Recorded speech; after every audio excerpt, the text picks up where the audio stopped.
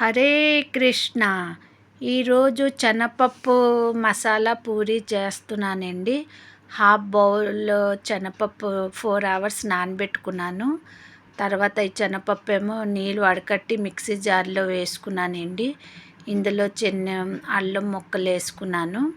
అలాగే ఒకటి పచ్చిమిర్చి వేసుకున్నానండి. వేసుకొని మెత్తగా గ్రైండర్ చేసుకుంటున్నాను. ఫైన్ పేస్ట్ చేసుకోవాలండి.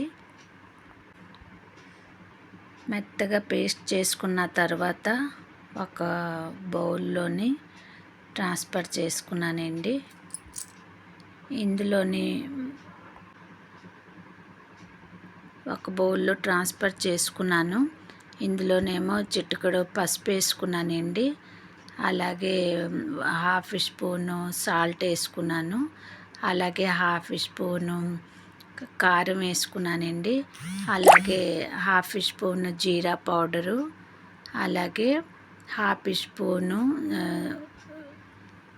ధనియా పౌడర్ వేసుకున్నానండి. సోప్ ఏమో కచ్చాపచ్చాగా దంచి వేసుకున్నానండి, ఒక హాఫ్ స్పూన్ సోపు.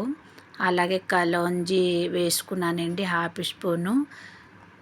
వాము తీసుకొని చేత్తో కొంచెం మ్యాష్ చేసి వేసుకున్నానండి. ఇవన్నీని చక్కగా కలిపేసుకున్నాను. ఇందులో కొత్తిమీర తురుము వేసుకున్నా చాలా బాగుంటుందండి. ఇప్పుడు కొత్తిమీర లేక నేను కలపలేదు. అవన్నీ బాగా కలుపుకున్నాక 1 కప్ ఏమో గోధుమ పిండి తీసుకున్నానండి. 1 కప్ గోధుమ పిండి వేస్తూ పిండి కలుపుకోవాలండి. ఒకసారి వేసేసుకోకూడదు. ఇంకా వాటర్ అక్కర్లేదండి. ఇది పేస్ట్ తోటే చక్కగా పిండి కలిపేసుకుందాము. నాకేమో 1.5 కప్ పట్టిందండి గోధుమ పిండి. ఇలా కలిపేసుకున్నాను. అందులో కొంచెం ఆయిల్ రాసుకొని ఇంకా మెత్తగా సాఫ్ట్గా కలుపుకొని మూత పెట్టి పక్కన పెట్టుకుందామండి ఒక 5 మినిట్స్కి.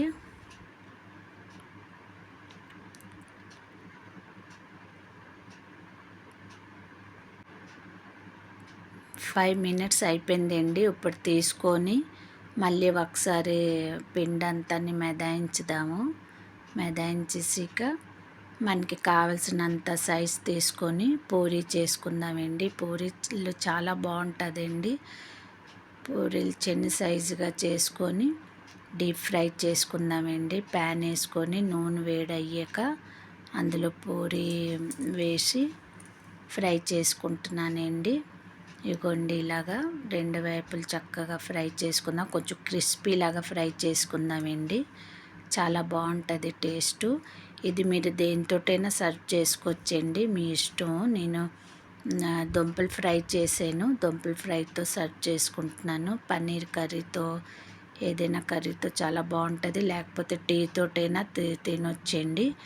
చాలా బాగుంటుంది పూరీలు.